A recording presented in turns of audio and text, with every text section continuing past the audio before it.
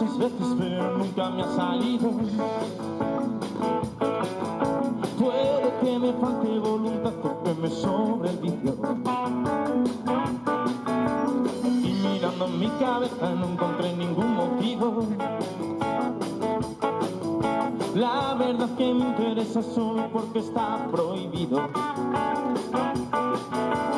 El mejor de los pecados es haberte conocido. Tú no eres sin mí, yo solo soy contigo. Y cuidar de las estrellas puede ser un buen castigo.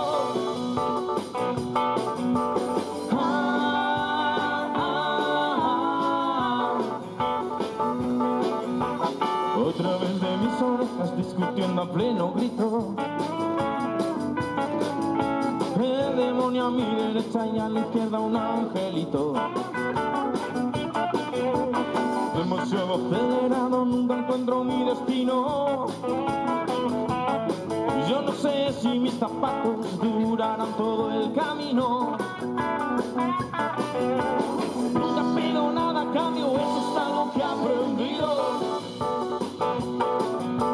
Yo siempre te doy los besos que tú nunca me has pedido. Y cuidar de las estrellas puede ser un buen castigo.